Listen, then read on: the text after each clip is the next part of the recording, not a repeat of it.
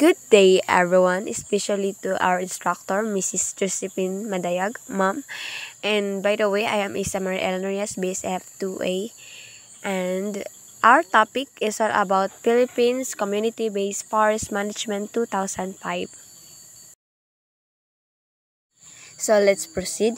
So I will tackle about the evolution of community-based forest management is currently the Philippines' major strategy for the sustainable development of the country's forest resources and social justice. Its evolution as a policy and practice in forest management may be gleaned from the major government policies and programs that were initiated by both the colonial and independent Philippine government. So, building on Ribogio and Chong Javier's 1995 classification, the historical development of CBFM may be viewed using four loosely defined periods. First, the colonial period. Second, pioneering period from 1971 to 1981. Third, integration and consolidation from 1982 to 1994. And fourth, institutionalization and expansion starting from 1995 up to the present. So, let's proceed to Table 1 presents a timeline of these policies and programs as well as their brief description.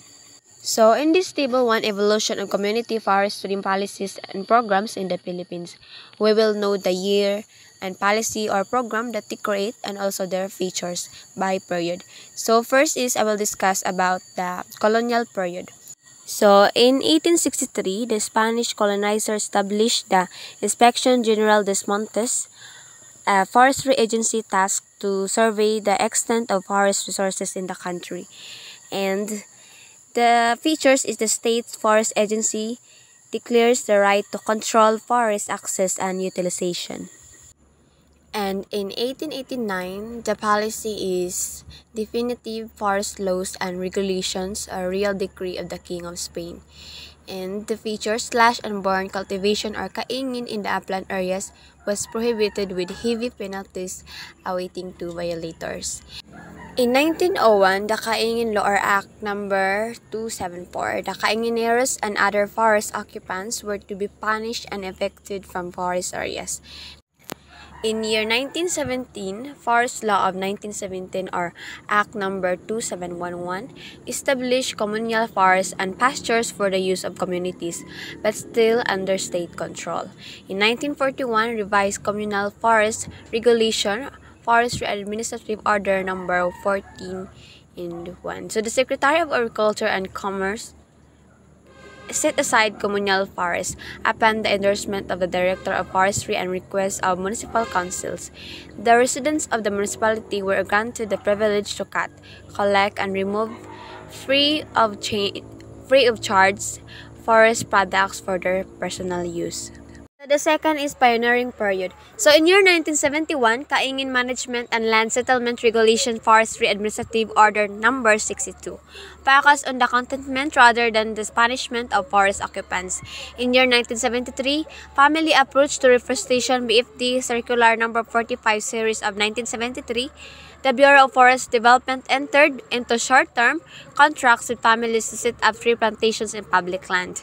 In year 1975, Forestry Reform Code Presidential Decree number 705, Kaingineros, squatters, and other occupants who entered forest zones before May 1975 shall not be prosecuted provided that they do not expand their clearings and that they undertake forest protection activities. In 1976, Forest Occupancy Management Program allowed bona fide forest occupants to develop the lands they were occupying or cultivating but with specific provisions. In 1979, Communal Tree Farming Program Ministry Administrative Order 11 series of 1979, every city and municipality in the country was expected to establish tree farms. So third is the integration and consolidation. Year 1982, Integrated Social Forestry Program, letter of instruction number 1260. Participants of program are granted the right to occupy and develop forest areas for a period of 25 years. And 1969, the General Rules and Regulations on the Participation of NGOs in Department of Environment and Natural Resources Programs, DNR Administrative Order number 120. The Department of Environment and Natural Resources encourage and promote the participation of NGOs, natural resources development, management, and protection. And in year 1989, Community Forestry Programs, the Administrative Order Number 1 to 3, the Community Forestry Management Agreement of CFMA is awarded to organize upland communities for a period of 25 years, renewable for another 25 years. And in 1991, Local Government Code, Republic Act Number 1760, the implementation of forestry and reforestation initiatives, the management of communal forests not exceeding 5,000 ha. So in year 1993, the delineation of ancestral lands and domain claims, the Administrative Order Number 2, Provincial Special Task Forces on Ancestral Domains are mandated to meet with indigenous communities for the purpose of verifying ancestral domain claims and identifying forest boundaries. The last is institutionalization. So in year 1995, adoption of community-based forest management (CBFM) as the national strategy for the sustainable development of forest lands, Executive Order Number 263. And organized communities may be granted access to forest resources under long-term tenure provided they employ environment-friendly, ecologically sustainable, and labor-intensive harvesting methods. So the continuation in year 1996, rules and regulations for the implementation of Executive Order 263, otherwise known as the CBFM Strategy DNR Administrative Order Number 96. So local communities shall prepare their respective community resource management frameworks with the assistance of Department of Environment and Natural Resources, local government units, NGOs, and other government agencies.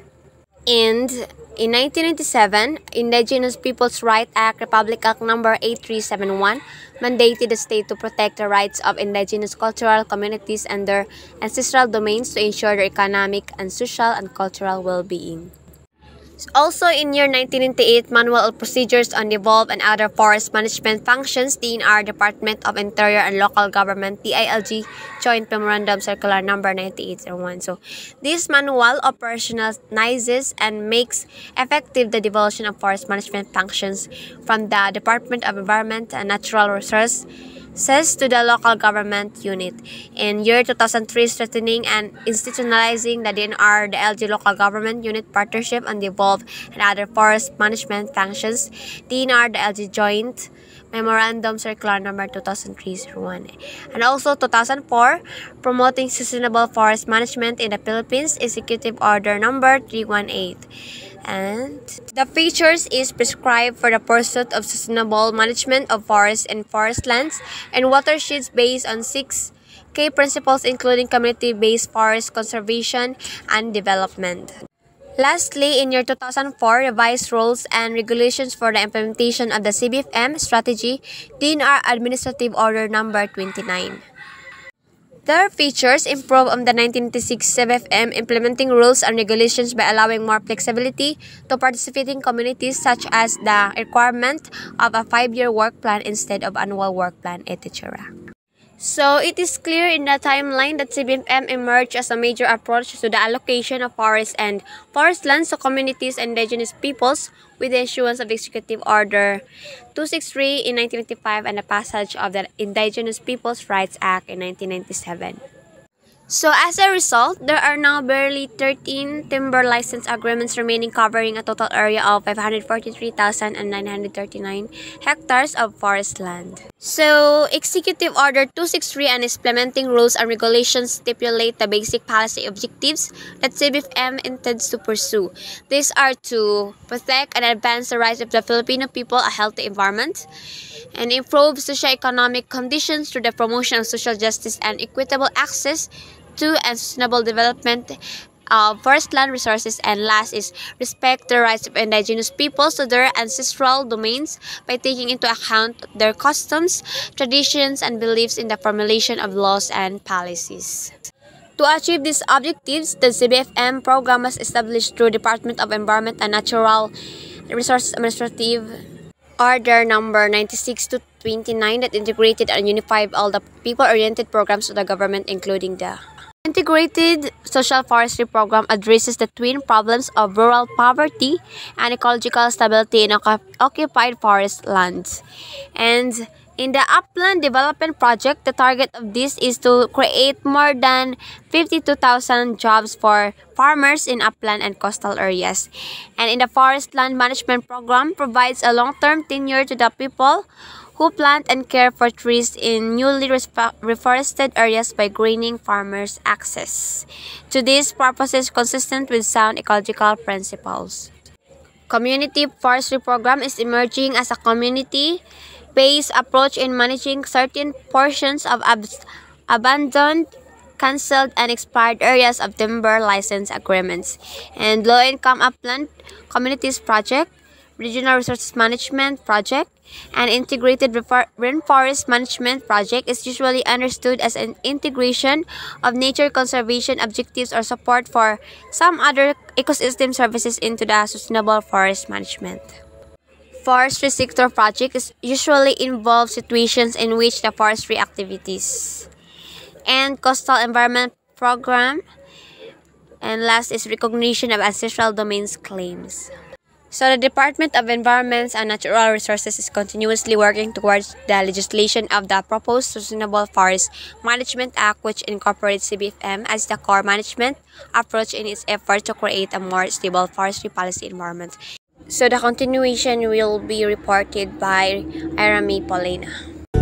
Good day everyone, my name is Irami Polina from BSF 2A. Today, I will discuss my report, which is Institutional Arrangement.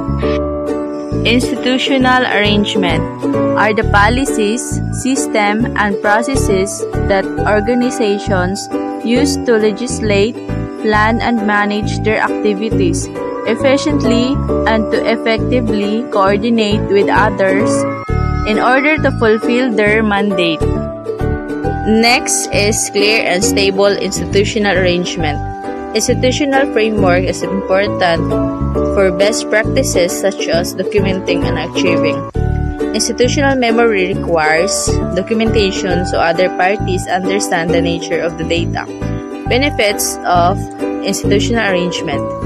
The inventory team knows who is providing data. Second, if responsibility is clearly communicated to data providers, sector leads can be confident that data is available. Third, institutional memory is created if continuity exists in the arrangement. Fourth, appropriate agency and expert are identified early on in the process. Next is types of institutional arrangements. First, government implementation units. Second, environmental funds or a similar public finance institution. Third, directed credit or a line of credit to financial intermediaries such as commercial banks. Fourth, outsourcing. Next is the example of institutional arrangement. First, objectives and interest groups. Second, need for regulation, conservation, and communication. Third, role of public and private agency and water user. Fourth, laws and regulation. Fifth, corporate organization. Sixth, participatory planning. 7. Incentives for water quality enhancement. 8. Monitoring. Next are also the examples of institutional arrangements.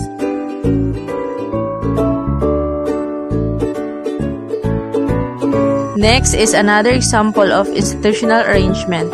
First, regulation and compliance. Second, capacity building. Third, coordination and facilitation. Fourth, water supply and sanitation services. Good day everyone, this is Kimberlyn A. Maestrado, and for today I'm going to report about current management practices. Forest land allocation. The Department of Environment and Natural Resources has the sole authority to allocate classified forest lands for various purposes. In accordance with DENR Administrative Order 2004-29, Department of Environment and Natural Resources in coordination with the local government units may designate using updated control maps, suitable areas in uplands and coastal lands of the public domain as CBFM sites, except for the cases described below. First, areas covered by existing prior rights except when the lease permit or agreement holder executes a waiver in favor of people's organization applying for the CBFM agreement. Upon termination of any pre-existing permit for non-timber forest products, however, the permit shall not be renewed and any new permit shall be given to the community-based forest management agreement holder. Second, protected areas as mandated in Republic Act 7586 and the implementing rules and regulations. Third, forest lands which have been assigned by law under the administration and control of other government agencies except upon written consent of the government agency concerned. And fourth, National Council for Indigenous Peoples certified ancestral lands and domains except when the indigenous cultural communities or indigenous peoples opt to participate in CBFM. So, ang CBFM projects, they are designated in areas where there are communities nga residing or adjacent to forest lands and who are largely dependent on forest resources for their livelihood. So, areas adjacent or adjoining to existing CBFM projects are also given priority in the selection process to promote more effective management and protection of these sites, including the possibility of future integration. Management planning. The principal participants in the CBFM program are the local communities as represented by their organizations, otherwise known as the people's organizations, in order to qualify to participate in the program. People's organization membership should be restricted to Filipino citizens. In addition, members should possess the following qualifications. 1. Actually tilling portions of the area to be awarded with community-based forest management agreement. 2. Traditionally utilizing the resource for all substantial portion of their livelihood, or residing within or adjacent to and developing portions of the areas to be awarded. So the identification of land uses within the CBFM or community-based forest management agreement area, including the designation of forest community use, nagdepends on CRMF na developed by the People's Organization with the assistance of the Department of Environment and Natural Resources and local government units. So the CRMF is a strategic plan of the community on how to manage and benefit from the forest resources on a sustainable basis.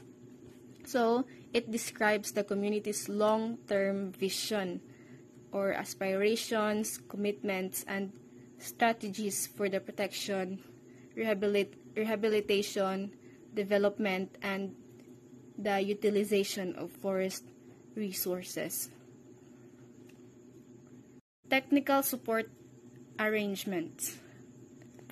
Other than the Department of Environment and Natural Resources and local government units, 13 other government agencies are also mandated under Executive Order number 263 to constitute the National CBFM Steering Committee to be headed by the Department of Environment and Natural Resources.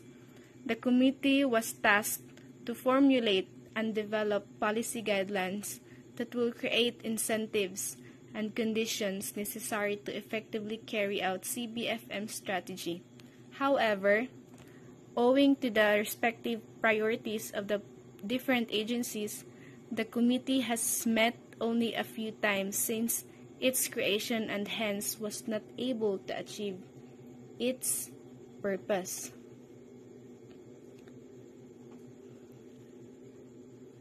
So at the field level, however, some government agencies like the Department of Agriculture, Department of Science and Technology, and Cooperative Development Authority are able to provide some technical assistance and support to CBFM participants within their institutional mandate and priorities. So for instance, some local Department of Agriculture offices provide technical and financial assistance to CBFM sites in terms of agroforestry development and livestock dispersal. So on the other hand, the Department of Science and Technology assists in the establishment of forest-based livelihood projects like small-scale furniture and handicraft making. Likewise, the Cooperative Development Authority assists in the registration of people's organization into cooperatives.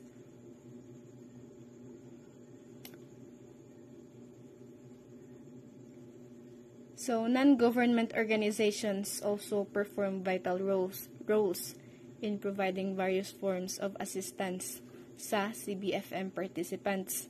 So, this includes community organizing and training, establishment of livelihood projects, and technical support in actual forestry activities like plantation establishment and maintenance.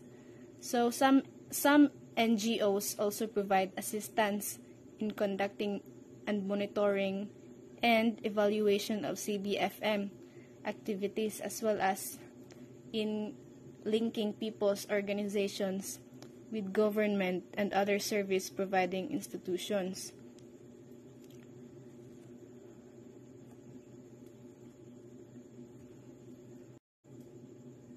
Financial support and disbursement mechanisms. So over the last 5 years, CBFM has had a total budget allocation of 388.128 million from the general appropriation of the Philippine government. This constitutes only around 5.13% of the total allocated budget of the forest management sector. Over the last couple of decades, the CBFM budget has been largely provided by the different donor organizations under bilateral or multilateral agreements. So, financial disbursement mechanisms to support CBFM vary depending on the source of funds. So, for funds provided by the Government of the Philippines under the General Appropriations Act, finances are disbursed following the normal government channel from the Department of Budget and Management to the Department of Environment and Natural Resources Central Office. So, the Regional Environment and Natural Resources Office, then the Provincial Environment and Natural Resources Office are finally to the Community Environment and Natural Resource Office. Almost the same funds flow is observed or loan from multilateral funding institutions like the ADB, World Bank, and JBIC. So, grant money such as those provided by the United States Agency for International Development, GTZ and GICA, have some flexibility in that sense that they could be directly disbursed by granting institutions to the project office or to certain entity that can manage the funds without going through the normal bureaucratic channels. So, similarly, projects na na-implement by NGOs from non-government resources have some flexibility in terms of disbursement mechanism. So in the sense that money can flow from the funding agency directly to the NGO to be used directly for CBFM implementation. So that would be all. Thank you. Overall progress and achievements. Overall status of CBFM implementation in terms of coverage and area under various forms and land tenure instruments. In terms of area coverage, CBFM now encompasses a total of 5.97 million hectares that constitute 66.33% of its 9 million hectare target for 2008 as stipulated in the Department of Environment and Natural Resources Strategic Plan of CBFM.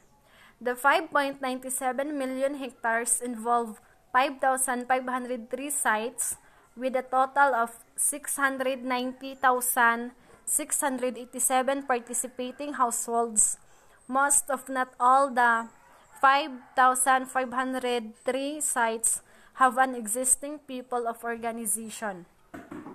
The people's organization may also be a member of a local, regional, and or national CBFM federation. This is the picture about the status of CBFM implementation. Forest lands have 15.85 million hectares. CBM target 9 million hectares. 5.97 million hectares for CBFM coverage. CBFMA area are 4.9 million hectares, and the tenured area is 1.57 million hectares. In terms of CVMS performance vis-a-vis achieving stated policy objectives, findings from the various previous CBFM assessment and study reveal several important points.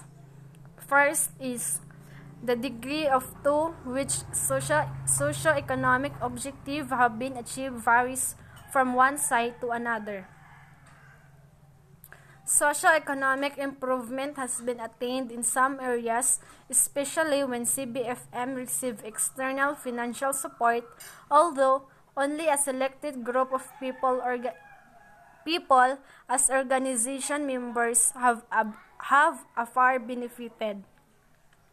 Second, the issue of promoting social justice has been addressed by CBFM national level by transferring management rights and responsibilities over 5.97 million hectares of forest land to local communities, a privilege which used to be the monopoly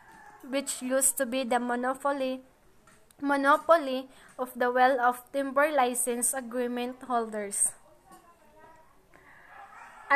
However, at the local level, social equity or the benefit sharing continues to be a major concern requiring strategic interventions. Third, CBFM, if properly implemented, has the potential to realize the objective of sustainable forest management. An FEO-supported assessment of six case studies of CBFM reveals an increase in forest cover at most sites. The practice of sustainable farming technologies like agroforestry and sustainable collective reaction in forest protection. However, threats to sustainability also exist. The following. First, containing pressure to engage in destructive practice in the absence of consistent policies that enable sustainable forest utilization. And second, the pressing need to install the effective local management and institution support system that contribute to sustainable forest management.